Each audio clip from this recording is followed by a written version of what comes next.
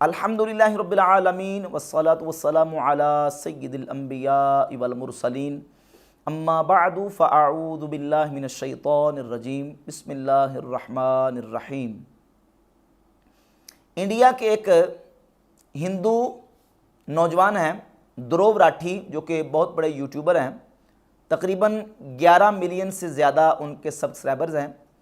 دھرو راٹھی نے اپنے YouTube channel کے اوپر ایک کلپ اپلوڈ کیا ہے، reality of Quran and Bible Abrahamic religions explained کے نام سے 27 منٹ 48 سیکنڈ کا یہ کلپ ہے۔ اور اس کلپ کے اندر دھرو راٹھی نے دعویٰ تو یہ کیا ہے کہ قرآن اور بائبل کی ریئلٹی میں بیان کروں گا، اور اسلام، کرسچینٹی اور جوڈائزم، ان 3 مذاہب کو ایکسپلین کروں گا۔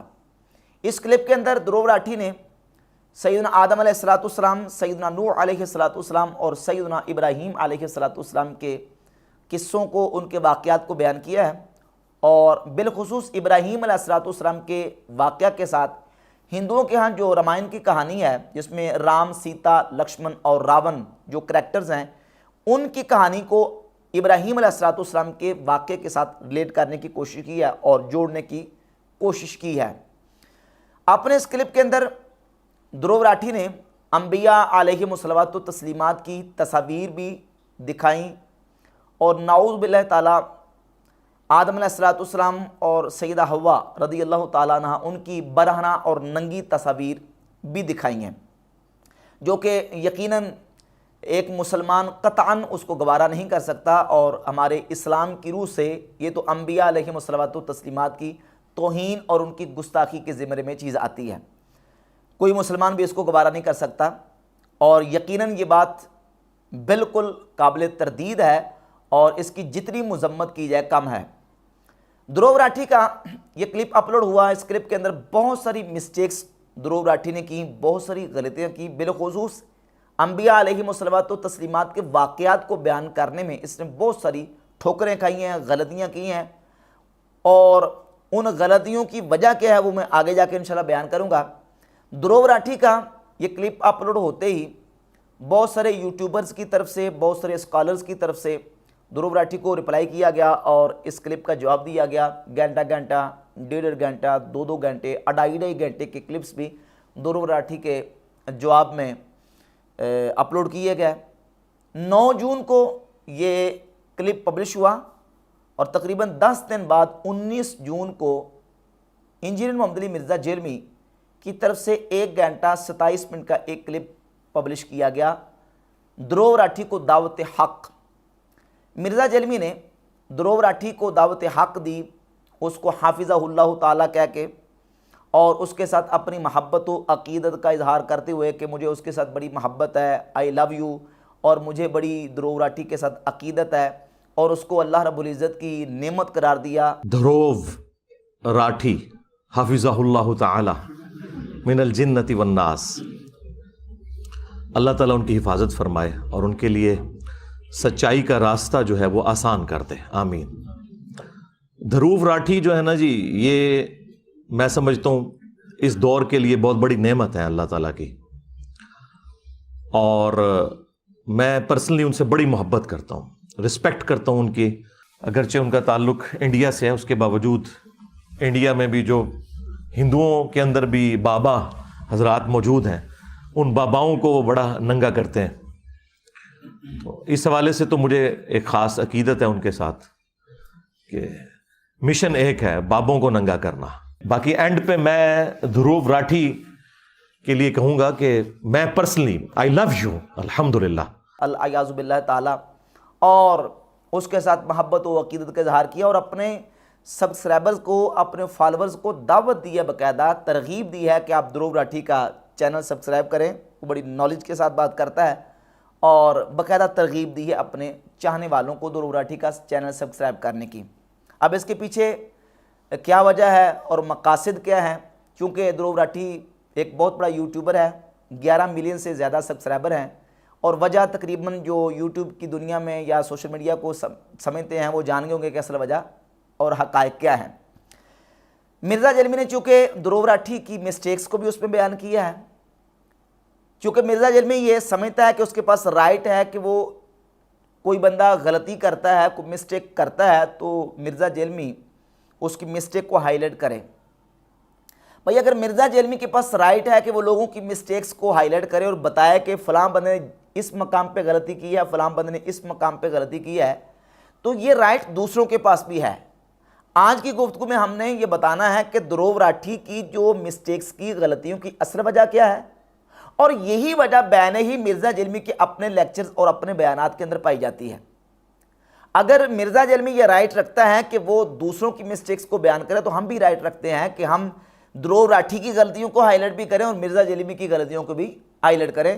مرزا جیلمی کے فالورز کو اس پر غصے میں نہیں آنا چاہیے. بعض کمنٹس میں لکھ دیتے ہیں کہ دیکھیں آپ کو اور کوئی کام نہیں ہے, آپ جو نا وہ مرزا صاحب کے حوالے سے ہی ویڈیوز بناتے رہتے ہیں. تو بھائی یہ بھی تو کام ہے نا دین کا. ایک بندہ اتنے بڑے بلنڈر مار رہا ہے, اتنی بڑی بڑی باتیں کر رہا ہے کہ جو مسلمانوں کے ایمان اور عقیدے کو برباد کر دینے والی ہیں, تو ہمارا کیا رائٹ نہیں ہے, ہمارا حق نہیں بنتا کہ ہم اس بندے کی ان غلطیوں کو اور ان بلنڈرز کو ہائی لائٹ کریں اور لوگوں کو بتائیں کہ یہ بندہ فلاں جگہ پہ مسٹیک اور غلطی کر رہا ہے, لہذا اس سے بچ کے رہیں. اور یہی وجہ کہ مرزا نے یہ پچھلے دنوں جو 10 رجوع ریکارڈ کروائے ہیں, یہ رجوع ریکارڈ کروانے کی وجہ بھی یہ کہ مرزا کے گاٹے فٹ ہو چکی تھی وہ چیزیں, اور وہ غلطیاں ہم نے دلائل کے ساتھ ہائی لائٹ کی ہیں بحمد اللہ تعالیٰ, اور بتایا کہ مرزا جیلمی ان مقامات پہ بالکل لوگوں کو دھوکہ دے رہا ہے اور ان مقامات پہ مرزا جیلمی بلنڈر مار رہا ہے, لہذا ان سے رجوع کریں. تو دھرو راٹھی نے جو مسٹیکس کی ہیں, بنیادی وجہ کیا ہے؟ وہ بنیادی وجہ دھرو راٹھی اور مرزا جیلمی دونوں کے اندر مشترکہ پائی جاتی ہے. وہ کیا؟ دیکھیں, جب کسی ریلیجن کو آپ نے ایکسپلین کرنا ہے تو اس کی جو اصل ٹیکسٹ بک ہیں, اصل کتابیں ہیں, ان سے میٹیریل مواد لے کے تو آپ ایکسپلین کریں. اگر اسلام کے بارے میں بات کرنی ہے تو ہمارے پاس ہماری جو اصل ٹیکسٹ بک ہے وہ قرآن مجید ہے, اور قرآن مجید کے بعد احادیث مبارکہ, اور احادیث مبارکہ میں بھی صحیح احادیث اس کو ترجیح دی جاتی ہے. تو ہمارے اسلام کے حوالے سے کوئی چیز بیان کرنی ہے تو قرآن اور احادیث سے بیان کی جائے گی. دھرو راٹھی کی مسٹیک یہ ہے کہ دھرو راٹھی نے انبیاء علیہم الصلوۃ والتسلیمات کے واقعات کو بیان کرتے ہوئے اس نے بجائے قرآن و حدیث کے فلموں کا سہارا لیا ہے. اگر آپ نوٹس کرو گے ہالی ووڈ کی کئی فلموں میں ایسی ہی کہانی کے کچھ حصے ہیں جو ریلیجیس اسکرپچرز کی کہانیوں سے انسپائرڈ ہیں. موویز سے استفادہ کرتے ہوئے ان کا سہارا لیتے ہوئے دھرو راٹھی نے انبیاء علیہم الصلوۃ والتسلیمات کے واقعات کو بیان کیا ہے, اور ایسی ایسی چیزیں انبیاء علیہم السلام کے حوالے سے منسوب کی ہیں کہ اسلامی تعلیمات اس کو ہرگز ایکسیپٹ کرنے کے لیے تیار نہیں ہیں. مثلا آدم علیہ السلام کا واقعہ بیان کیا تو فلم کا حوالہ بھی دیا اور اسی فلم سے استفادہ کیا.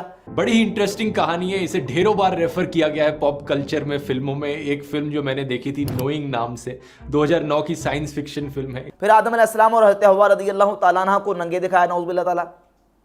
نوح علیہ السلام کا واقعہ بیان کیا تو نوحہ فلم کا حوالہ دیا ہے دھرو راٹھی نے. ایک اور سائنس فکشن فلم میں ریفر کرنا چاہوں گا جس میں انڈائریکٹ ریفرنس تھی نوآز آرک کی, یہ 2012.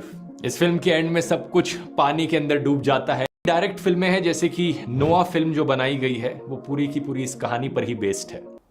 اب اندازہ کریں کہ نوحہ فلم کا حوالہ دے کے نوح علیہ السلام کا واقعہ دھرو راٹھی بیان کر رہا ہے, اور نوحہ فلم کا حوالہ دے کے نوح علیہ السلام کی کشتی کے تیار ہونے کا واقعہ مرزا جیلمی بیان کر رہا ہے. آپ ایک فلم ہالی ووڈ کی دیکھ لیں نوحہ, اس میں انہوں نے بتائی ہے کشتی کیسے بنی ہے.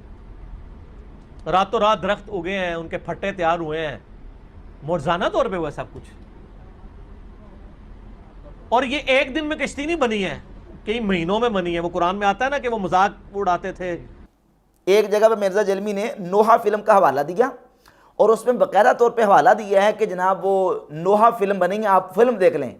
اس فلم میں آپ دیکھیں گے کہ نوح علیہ السلام کی کشتی کس طرح درخت کٹے اور کس طرح پھٹے چرے اور کشتی تیار ہوگی. اسی 1 منٹ کے اندر پھر فوراً پلٹ گیا, کہتا کہ وہ کشتی فوراً تیار نہیں ہوئی بلکہ کئی مہینوں کے اندر تیار ہوئی. نوحہ فلم کا حوالہ دیا مرزا جیلمی نے. دھرو راٹھی نے بھی نوحہ فلم کا حوالہ دیا. ایک اور مقام پہ مرزا جیلمی ایک فلم کا حوالہ دیتے ہوئے بہت بڑا بلنڈر مارا اس نے.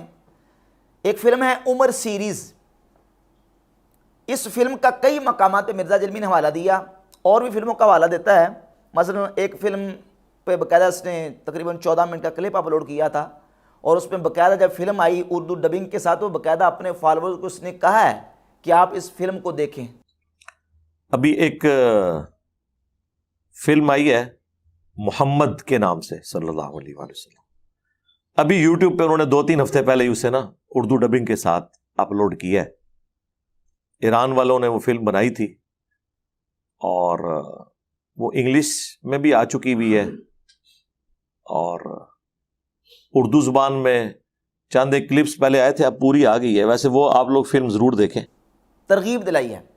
اچھا، عمر سیریز کا حوالہ دیتے ہوئے مرزا جیلمی نے یہ کہا ہے کہ دار ارقم یہ وہ مقام ہے جہاں نبی صلی اللہ علیہ وآلہ وسلم صحابہ کو دین کی تعلیم دیتے تھے، اور یہ دار ارقم زید بن ارقم رضی اللہ تعالی عنہ کا گھر تھا۔ سیدنا زید ابن ارقم سابقون الاولون میں سے ہیں، یہ دار ارقم ان کا تھا۔ وہ عمر سیریز میں بھی آپ دیکھ لیں، مکہ شریف میں ایک گھر تھا جہاں نبی صلی اللہ علیہ وآلہ وسلم دعوت و تبلیغ کا کام کرتے تھے، حرم میں تو کافر نہیں آنے دیتے تھے۔ اب حقیقت یہ ہے کہ یہ تو اتنا بڑا بلنڈر ہے مرزا جیلمی کا کہ دنیا جہان کی کسی کتاب سے یہ بات ثابت نہیں کر سکتا۔ فلم کا حوالہ دے رہا ہے، فلم سے ہو تو ہو، لیکن کسی کتاب سے یہ چیز ثابت نہیں کر سکتا۔ جہاں تک کتاب کا تعلق ہے، امام محدث ابو نعیم الاصفہانی المتوفیٰ 430 ہجری کی کتاب ہے معرفت الصحابہ، اس کی پہلی جلد صفحہ نمبر 293 پہ پورا ڈیٹیل واقعہ لکھا ہے کہ دار ارقم جو ہے یہ ارقم بن ابی ارقم المخزومی المکی رضی اللہ تعالیٰ صحابی، یہ ان کا گھر تھا۔ یہ مکہ کے رہنے والے تھے، نبی علیہ الصلوۃ والسلام کے مکی صحابی تھے، اور زید بن ارقم یہ مدنی خزرجی انصاری صحابی تھے، مدینہ کے رہنے والے۔ نبی صلی اللہ علیہ وآلہ وسلم جب ہجرت کر کے مدینہ شریف تشریف لائے تو ان کی عمر تقریباً 14 سال کے راؤنڈ بورڈ تھی۔ یہ چھوٹی عمر کے صحابہ میں سے تھے اور مدینہ کے رہنے والے تھے، اور دار ارقم مکہ شریف میں تھا، اور مکی صحابی جن کا یہ گھر تھا دار ارقم، وہ ارقم بن ابی ارقم المخزومی المکی رضی اللہ تعالیٰ عنہ تھے۔ یعنی وہ گھر کس صحابی کا ہے، اور مرزا نے بنا کس صحابی کا دیا؟ حوالہ کیا ہے؟ کس کتاب کا حوالہ ہے؟ فلم کا حوالہ ہے۔ جا کے فلم دیکھو اور اس کو آپ ویریفائی کر لیں۔ تو فلموں کے حوالے دینے میں مرزا جیلمی اور دروو راٹھی یہ دونوں اس چیز میں شامل ہیں، اور دونوں کی غلطی کی جو وجہ ہے وہ مشترکہ وجہ ہے۔ اسی طریقے سے دوسری جو مسٹیک کی وجہ ہے وہ یہ ہے، جس طرح یہ وجہ مرزا جیلمی کے اندر اور دروو راٹھی دونوں کے اندر پائی جاتی ہے، وہ ہیں قرآن مجید کی آیات اور احادیث سے مبارکہ کو آؤٹ آف کنٹیکسٹ بیان کرنا، اور بعض مقامات پہ معنوی تحریف کا ارتکاب کرنا۔ اس پر میں نے پورا ایک بیان مرزا جیلمی کی باقاعدہ کلپس ساتھ لگا کے اپلوڈ کیا ہوا ہے ہم نے، اور اس میں نے دلائل کے ساتھ ثابت کیا کہ مرزا جیلمی احادیث کے اندر معنوی تحریف کرتا ہے۔ اسی طریقے سے بہت سارے مقامات پہ دروو راٹھی نے بھی قرآن مجید کی آیات کا حوالہ تو دیا ہے، لیکن آؤٹ آف کنٹیکسٹ ان کو بیان کیا ہے، اور مرزا جیلمی بھی ایسے ہی قرآن مجید کی آیات سے لے کر احادیث مبارکہ تک ان کو آؤٹ آف کنٹیکسٹ بھی بیان کرتا ہے، اور پھر معنوی تحریف کا ارتکاب کرتا ہے۔ نبی پاک صلی اللہ علیہ وآلہ وسلم نے ایک گمراہ فرقے کی نشانی اور علامت بیان کی ہے، صحیح بخاری کے اندر 6930 31 32 33 34، اور صحیح مسلم کے اندر 2449 سے لے کر 2470 تک 20 سے زیادہ حدیث موجود ہیں۔ جو فرقہ خوارج ہے، جو سب سے پہلے اسلام کے اندر جو بدعت نکلی ہے، اول بدعت حدثت فی الاسلام بدعت الخوارج والشیعہ، اسلام کے اندر جو سب سے پہلی بدعات نکلی ہیں وہ خوارج اور شیعہ کی بدعات ہیں۔ تو خوارج یہ وہ فرقہ ہے جن کی نشانیاں بخاری مسلم کے اندر موجود ہے، یقرؤون القرآن، وہ قرآن کی تلاوت کریں گے، یقولون من قول خیر البریہ، اور بعض احادیث میں یقولون من قول خیر البریہ، وہ احادیث پڑھیں گے، قرآن پڑھیں گے، احادیث پڑھیں گے، لیکن قرآن و حدیث پڑھنے کے باوجود قرآن ان کے حلق سے نیچے نہیں جائے گا۔ اس کی وجہ کیا ہے؟ اسی حدیث کی شرح میں امام نووی رحمۃ اللہ علیہ المتوفیٰ 676 ہجری شرح صحیح مسلم میں لکھتے ہیں، وہ قرآن و حدیث کے اندر معنوی تحریف اور اس کی تعویل میں تحریف کریں گے۔ قرآن و حدیث تو پڑھیں گے لیکن تحریف کا ارتکاب کریں گے، لہٰذا پھر قرآن ان کے حلق سے نیچے نہیں جائے گا۔ سیدنا جندب بن عبداللہ رضی اللہ تعالیٰ عنہ صحابی رسول سے سنن ابن ماجہ کی حدیث نمبر 61 موجود ہے، وہ فرماتے ہیں کہ ہم نبی پاک صلی اللہ علیہ وسلم کی بارگاہ اقدس میں جاتے ہیں، ہم نوجوان تھے، تو ہم اللہ کے نبی علیہ الصلوۃ والسلام کی بارگاہ میں جا کے سب سے پہلے ایمان سیکھتے تھے، قرآن سیکھنے سے پہلے۔ قرآن سیکھنے سے پہلے ایمان سیکھتے تھے، پہلے ایمان سیکھتے تھے پھر نبی کریم علیہ الصلوۃ والسلام سے قرآن سیکھتے تھے، اور یہی صحابہ کرام علیہم رضوان کا معمول تھا، اور نبی پاک علیہ الصلوۃ والسلام کا یہ منصب اللہ نے بیان کیا ہے، یعلمہم الکتاب والحکمہ، نبی صلی اللہ علیہ وآلہ وسلم حکمت کی کتاب کی اور حکمت کی تعلیم ارشاد فرماتے ہیں۔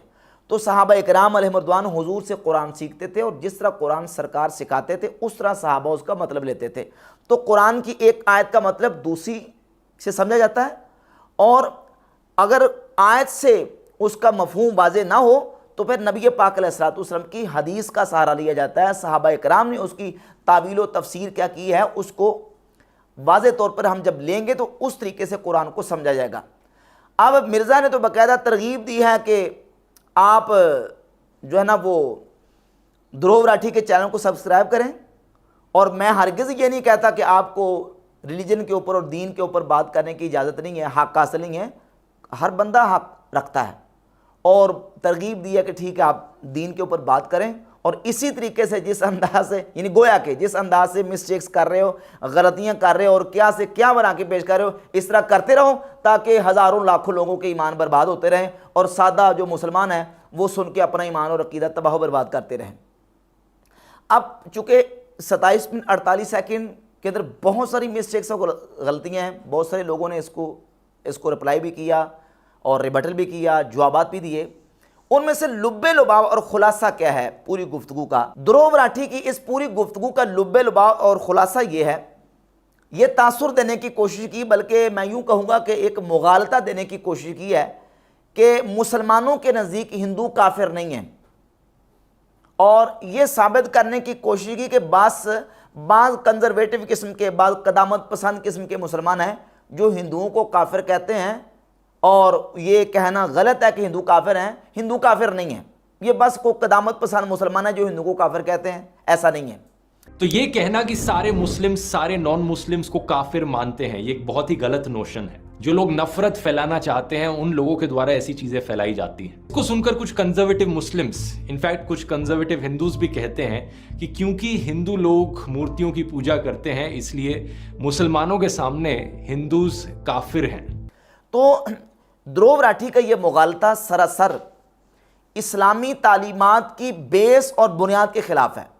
ہر مسلمان مومن جانتا ہے کہ ہماری شرع مطہر میں ہر غیر مسلم کافر ہے، چاہے وہ یہودی ہو، عیسائی ہو، چاہے وہ مجوسی ہو، مشرک ہو، بت پرست جو بھی ہو۔ نبی پاک صلی اللہ علیہ وآلہ وسلم کی بعثت کے بعد جو حضور علیہ الصلوۃ والسلام کی نبوت اور رسالت کو نہیں مانتا اور مسلمان کلمہ پڑھ کے نہیں ہو جاتا، وہ ہماری شرع مطہر میں کافر ہے، مسلمانوں کا بچہ بچہ جانتا ہے۔ کفر کی تعریف یہ ہے تکذیب النبی صلی اللہ علیہ وآلہ وسلم فی بعض ما جاء به من عند ربہ، یعنی نبی کریم صلی اللہ علیہ وآلہ وسلم جو اپنے رب عز و جل سے لے کے آئے ہیں ان میں سے کسی چیز کی تکذیب کر دینا، اس کو جھٹلا دینا، اس کو کفر کہا جاتا ہے، اور ایسا کرنے والا کافر ہے۔ اور خود نبی پاک صلی اللہ علیہ وآلہ وسلم نے ارشاد فرمایا، صحیح مسلم کی 386 نمبر حدیث ہے، حضور فرماتے ہیں والذی نفس محمد بیدہ لا یسمع بی احد من هذه الامة یہودی ولا نصرانی، اس ذات کی قسم جس کے دستے قدرت میں محمد صلی اللہ علیہ وآلہ وسلم کی جان ہے، جو بھی یہودی اور عیسائی اس امت میں سے یعنی امت دعوت میں سے میری تعلیمات کو سنیں اور ثم یموتو، اور وہ مر جائیں، وَلَمْ يُؤْمِن بِالَّذِي أُرْسِلْتُ بِهِ، اور جو میں لے کے آیا ہوں، جو مجھے دے کے بھیجا گیا اس پر ایمان نہیں لاتا، اس پر ایمان نہیں لایا، إِلَّا كَانَ مِنْ أَصْحَابِ النَّارِ، حضور فرماتے ہیں وہ جہنمی ہیں۔ حضور نبی کریم علیہ الصلوۃ والسلام کی تعلیمات سننے کے بعد جو حضور اللہ سے لے کے آئے، سننے کے باوجود بھی کوئی یہودی عیسائی اس پر ایمان نہیں لاتا، تو وہ کیا ہے؟ وہ من اصحاب النار، وہ جہنمی ہے، وہ کافر ہے، وہ مومن کسی صورت میں نہیں ہو سکتا۔ تو جناب وہ دھرو راٹھی کا یہ کہنا کہ صرف چند کنزرویٹو قسم کے مسلمان ہیں کہ جو ہندوؤں کو کافر کہتے ہیں، ادروائز ایسا نہیں ہے، یہ بالکل غلط ہے۔ یہ بالکل اسلام کی تعلیمات کے سراسر خلاف ایک مغالطہ دینے کی کوشش کی ہے۔ ہندو مسلمانوں کے نزدیک بالکل پکے ٹھکے کافر ہیں، کیونکہ وہ مورتیوں کی بتوں کی پوجا کرتے ہیں۔ اور قرآن مجید فرقان حمید کی سورۃ الکافرون تو مسلمانوں کے بچے بچے کو یاد ہے. 30ویں پارے کے اندر سورۃ الکافرون ہے, اس میں اللہ رب العزت نے واضح ارشاد فرمایا قل یا ایھا الکافرون, کہہ دو اے کافرو. اور کن کو یہ کہا جا رہا ہے؟ مشرکین مکہ کو کہا جا رہا ہے. کہہ دو اے کافرو, یعنی ان مشرکین مکہ سے کہو کہ اے کافرو لا اعبد ما تعبدون, میں اس کی عبادت نہیں کرتا جس کی تم عبادت کرتے ہو, ولا انتم عابدون ما اعبد, اور نہ تم اس کی عبادت کرتے ہو جس کی میں عبادت کرتا ہوں. یعنی میں اور کسی کی عبادت کرتا ہوں, تم کسی اور کی عبادت کرتے ہو. میں اللہ وحدہ لا شریک کی عبادت کرتا ہوں اور تم اپنے مورتی بتوں کی پوجا کرتے ہو, ان کی عبادت کرتے ہو. واضح طور پہ کہہ دیا گیا. اور پھر نبی پاک صلی اللہ علیہ وآلہ وسلم کی بعثت کے بعد جو یہودی اور جو عیسائی آپ علیہ السلام کی ذات اقدس پر ایمان نہیں لائے, قرآن مجید کی سورۃ البینہ کی آیت نمبر 6 میں اللہ رب العزت ارشاد فرماتا ہے ان الذین کفروا من اہل الکتاب والمشرکین فی نار جہنم خالدین فیہا, بے شک وہ جو کافر ہیں کتابی اور مشرک سب جہنم کی آگ میں ہیں, ہمیشہ ہمیشہ اس میں رہیں گے. اور سورۃ المائدہ کی آیت نمبر 72 میں ارشاد فرماتا ہے لقد کفر الذین قالوا ان اللہ هو المسیح ابن مریم, بے شک کافر ہیں وہ جو مسیح ابن مریم کو خدا کہتے ہیں. جو عیسیٰ ابن مریم کو خدا کہنے والے ہیں ان کو بھی قرآن نے کافر کہا, اہل کتاب کو قرآن نے کافر کہا, اور جو مورتی اور بتوں کی پوجا کرتے ہیں ان کو قرآن نے کافر کہا. اور مسلمانوں کا اجماع اور اتفاق ہے کہ ہماری شرع مطہر میں نبی پاک علیہ السلام کی بعثت کے بعد جو حضور علیہ السلام کی ذات اقدس پر ایمان نہیں لایا وہ تمام کے تمام کافر ہیں, چاہے یہودی ہو یا عیسائی یا مشرک یا مجوسی. اور ایسے کافر ہیں کہ جو ان کو کافر نہ مانے وہ خود کافر ہیں.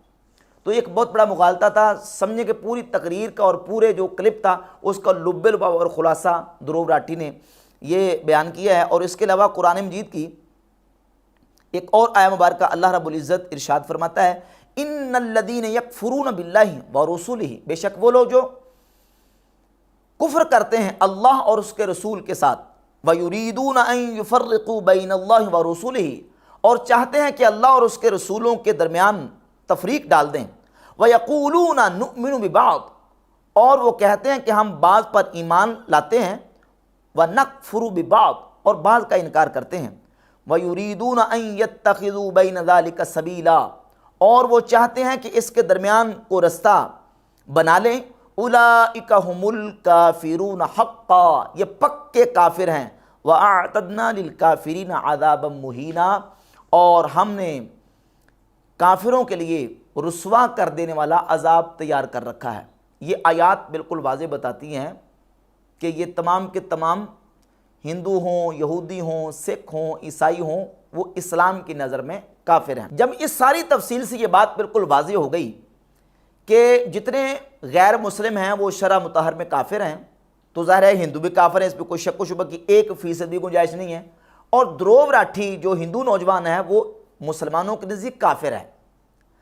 اب کفار کے بارے میں بالخصوص وہ جو کافر حربی ہیں, جو کافر ذمی نہیں ہیں, کافر حربی کے بارے میں ہمیں اسلام کیا تعلیمات دیتا ہے؟ کیا کسی کافر کے بارے میں اس طرح کی سٹیٹمنٹ دی جا سکتی ہے کہ میں اس کافر سے محبت کرتا ہوں, وہ کافر اللہ کی نعمت ہے اور وہ کافر اس کے ساتھ میری بڑی عقیدت ہے, اور آئی لو یو کسی کافر کو کہا جا سکتا ہے, بالخصوص کسی کافر حربی کو, چاہے وہ کافر حربی بالفعل ہو یا حربی بالقوہ ہو؟ دھروو راٹھی حفظہ اللہ تعالی من الجنت والناس, اللہ تعالیٰ ان کی حفاظت فرمائے اور ان کے لیے سچائی کا راستہ جو ہے وہ آسان کر دے, آمین. دھروو راٹھی جو ہے نا جی, یہ میں سمجھتا ہوں اس دور کے لیے بہت بڑی نعمت ہے اللہ تعالیٰ کی, اور میں پرسنلی ان سے بڑی محبت کرتا ہوں, رسپیکٹ کرتا ہوں ان کی. اگرچہ ان کا تعلق انڈیا سے ہے, اس کے باوجود انڈیا میں بھی جو ہندوؤں کے اندر بھی بابا حضرات موجود ہیں, ان باباؤں کو وہ بڑا ننگا کرتے ہیں. تو اس حوالے سے تو مجھے ایک خاص عقیدت ہے ان کے ساتھ کہ مشن ایک ہے, بابوں کو ننگا کرنا. باقی اینڈ پہ میں دھروو راٹھی کے لیے کہوں گا کہ میں پرسنلی آئی لو یو, الحمدللہ. کیا کہا جا سکتا ہے؟ قرآن ہمیں اس سلسلہ میں کیا ہماری رہنمائی کرتا ہے اللہ رب العزت نے متعدد مقامات پہ قرآن مجید فرقان حمید کے اندر کفار کے حوالے سے احکامات بیان کیے ہیں، اور اللہ رب العزت کی بارگاہ میں کافر کتنے مبغوض ہیں، کافر خدا کے دشمن ہیں، اور کافروں پر اللہ رب العزت کی لعنت ہے۔ یہ تمام آیات آپ پڑھ کے دیکھ لیں، کافروں کے ساتھ اس طرح کی محبت اور مودت کی قطعاً اسلام ہمیں اجازت نہیں دیتا۔ چند آیات میں آپ کے سامنے اس کے ریفرنس پیش کر دیتا ہوں۔ سورۃ الاحزاب کی آیت نمبر 64 میں اللہ رب العزت فرماتا ہے ان اللہ لعن الکافرین وَأَعَدَّ لَهُمْ سَعِيرًا، بے شک کافروں پر اللہ نے لعنت فرمائی اور ان کے لیے بڑکنے والی آگ تیار فرمائی ہے۔ سورہ آل عمران کی آیت نمبر 32 میں فرماتا ہے فَإِنَّ اللَّهَ لَا يُحِبُّ الْكَافِرِينَ، پس بے شک اللہ کافروں سے محبت نہیں رکھتا۔ سورۃ البقرہ کی آیت نمبر 98 میں فرمایا فَإِنَّ اللَّهَ عَدُوٌّ لِلْكَافِرِينَ، پس بے شک اللہ کافروں کا دشمن ہے، کافروں کو دشمن رکھتا ہے۔